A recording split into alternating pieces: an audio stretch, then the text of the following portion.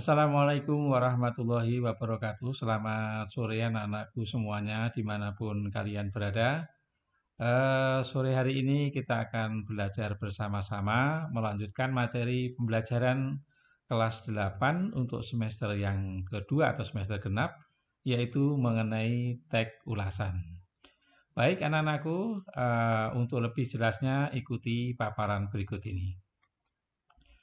Anak-anak, yang pertama teks ulasan itu adalah suatu teks yang berisi ulasan atau penilaian atau review ya terhadap suatu karya seperti film, drama atau buku ya yang sudah terbit atau sudah beredar di dalam masyarakat. Jadi teks ulasan itu juga kalau pada kurikulum 2006 itu kita sebut dengan resensi. Nah, artinya di sini bahwa ketika mengulas suatu karya, kita atau pengulas itu memang harus bersikap kritis, ya, agar hasil ulasannya itu dapat memberikan kontribusi bagi kemajuan karya tersebut. Jadi dalam hal ini ulasan itu harus bersifat kritis, semuanya, ya. Artinya kita tidak bisa bersifat subjektif, tetapi kita harus bersifat objektif. Ulasan bisa disebut dengan review ya, yang umumnya itu ditulis dalam bentuk artikel. Sehingga teks ulasan itu juga disebut dengan artikel ulasan. Biasanya ini berfungsi untuk menimbang atau menilai dan mengajukan sebuah kritik terhadap karya sastra atau peristiwa yang diulas tersebut. Bisa film, bisa kumpulan puisi, bisa buku, dan lain sebagainya. Artinya dalam memberikan ulasan kita harus bersifat objektif. Artinya sesuai dengan apa yang kita ulas. Baik, berikutnya anak-anak tujuannya begini. Banyak ya tujuan yang bisa dicapai di dalam kita membuat ulasan itu.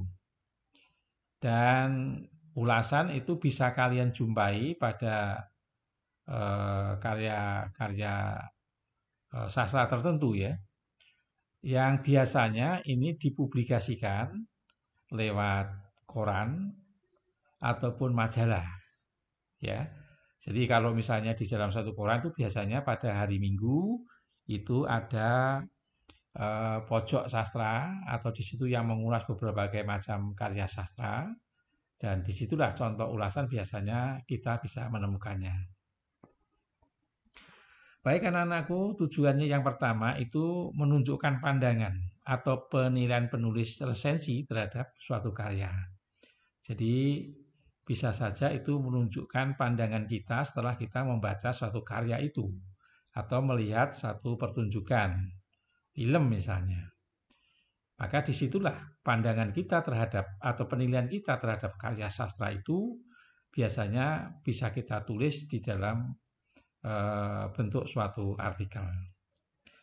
Yang kedua bisa memberikan informasi kepada publik tentang kelayakan yang dimiliki suatu karya.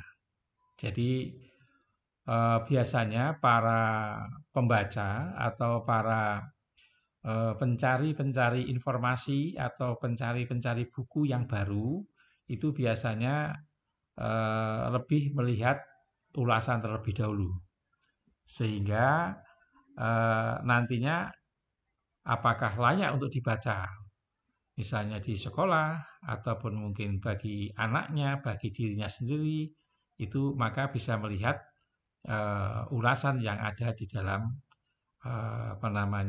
majalah atau koran. Yang ketiga bisa membantu pembaca untuk mengetahui isi suatu karya. Baik isinya biasanya ini karena mengandung satu ulasan di dalamnya ada penilaian terhadap suatu karya, maka pembaca akan bisa mengetahui secara ringkas isi dari karya sastra atau buku yang akan kita baca. Berikutnya bisa memberikan informasi kepada pembaca tentang kelebihan dan kekurangan. Nah ini memang salah satu ulasan atau teks ulasan itu di dalamnya ada satu kelebihan dan ada suatu kekurangan dari karya yang kita baca. Maka ketika kita memberikan informasi inilah pembaca akan mengetahui kelebihan dan kekurangannya. Berikutnya itu bisa mengetahui perbandingan karya tersebut dengan karya yang lain. Karena karya-karya sastra atau karya-karya film atau puisi itu banyak sekali, maka kita bisa mengetahui ya dengan membaca resensi itu atau membaca ulasan itu, kita akan mengetahui perbandingan karya tersebut dengan karya yang lain.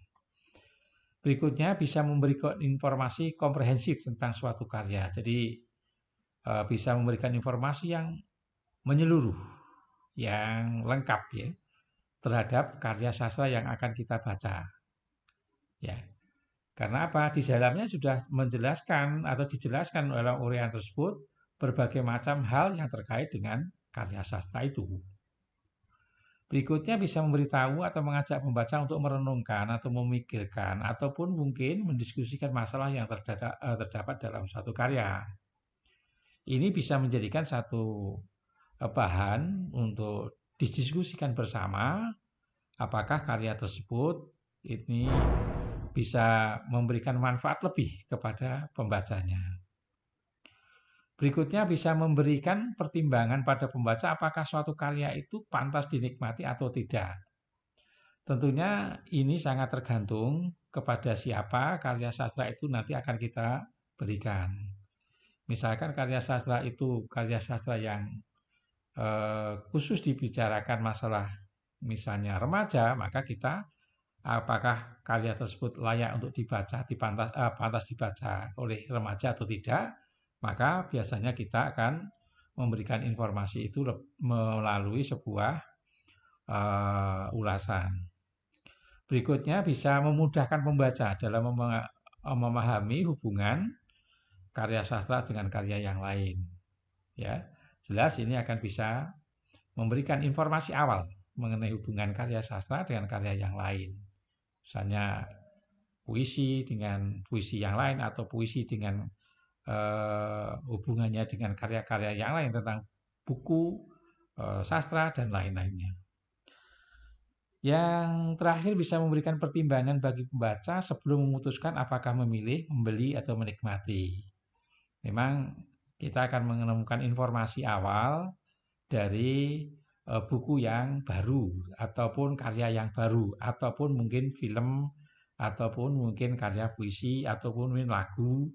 Ini akan dalam ulasan itu akan disampaikan informasi sehingga apa? Nanti kita bisa memutuskan apakah penting atau tidak.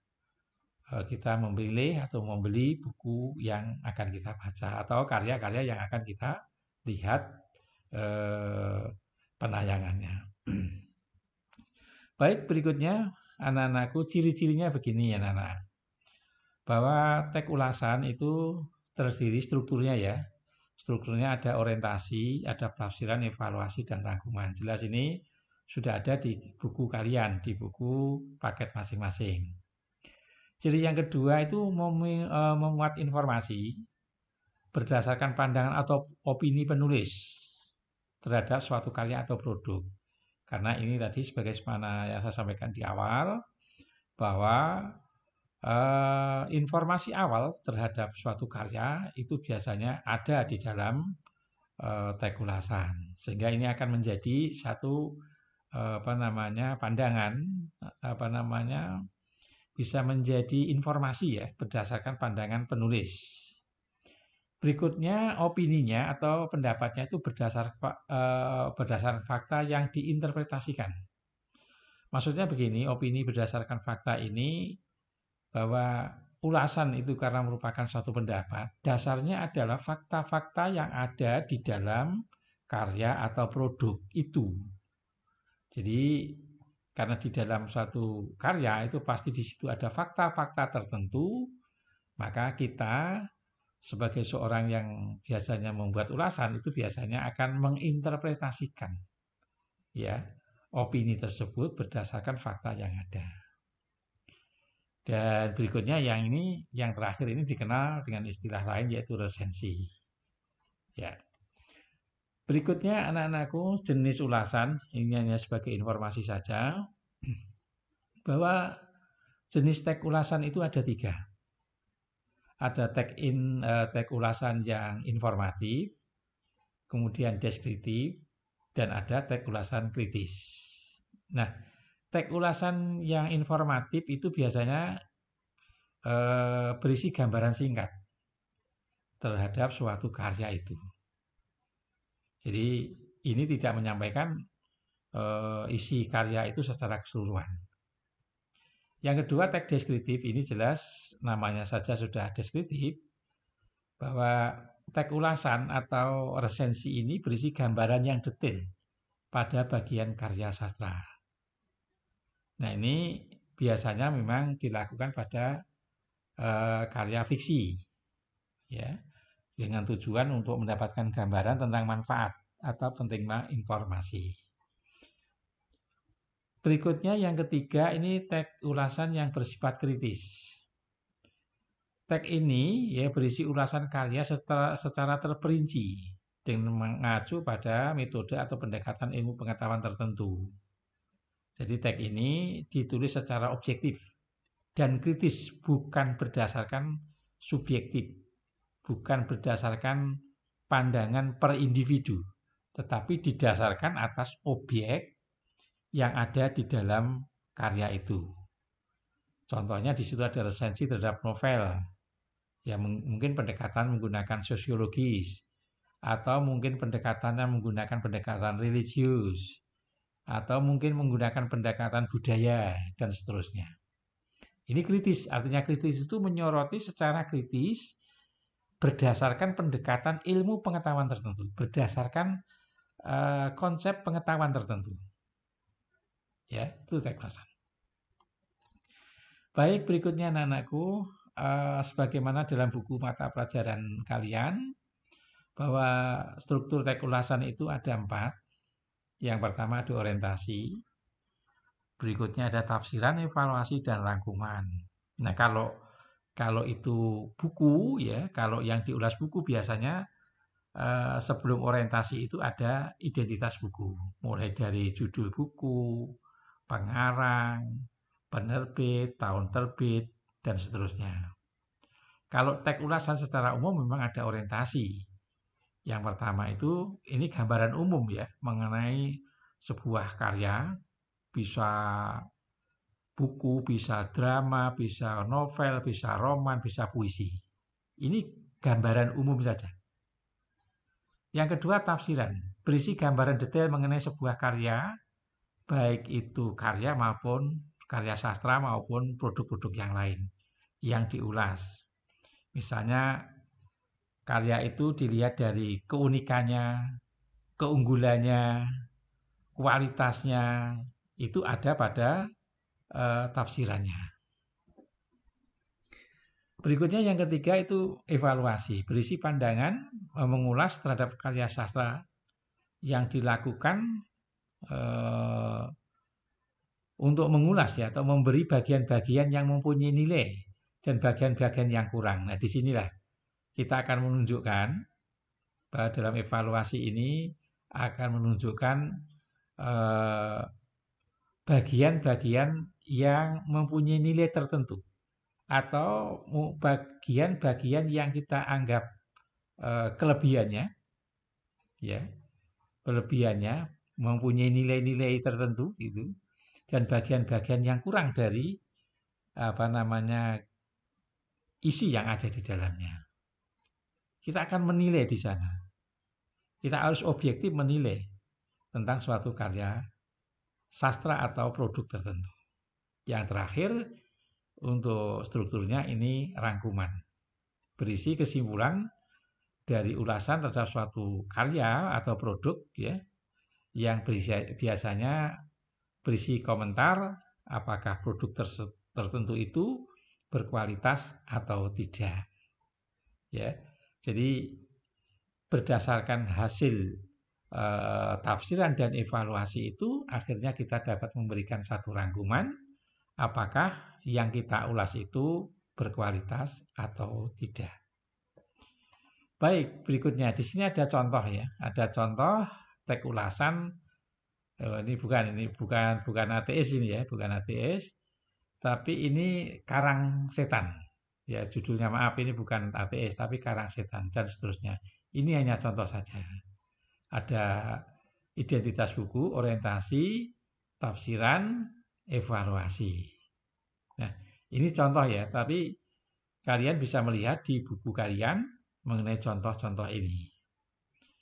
Baik, berikutnya anak-anakku, itu beberapa yang terkait dengan struktur ya, struktur dari sebuah ulasan, teks ulasan. Jadi kalau kita lihat bahwa tadi strukturnya ada orientasi, ada tafsiran, ada evaluasi, dan ada rangkuman. Baik anak-anakku, itulah beberapa uraian singkat ya mengenai teks ulasan. Tentunya ini akan bisa memberikan satu informasi awal terhadap pembelajaran teks ulasan, terutama bagi anak-anakku kelas 8 semester 2. Untuk itu silakan didiskusikan bersama teman-temannya, kemudian tanyakan kepada Bapak Ibu guru kalian masing-masing agar pengertian dan langkah serta struktur uraian ini bisa menjadi satu materi bahasan dalam pembelajaran bahasa Indonesia yang menarik. Terima kasih atas segala perhatiannya dan mohon maaf atas segala kesalahannya. Jangan lupa senantiasa belajar dan berdoa. Hormat selalu kepada Bapak Ibu yang ada di rumah maupun Bapak Ibu guru yang ada di sekolah. Terima kasih, selamat sore dan Assalamualaikum warahmatullahi wabarakatuh.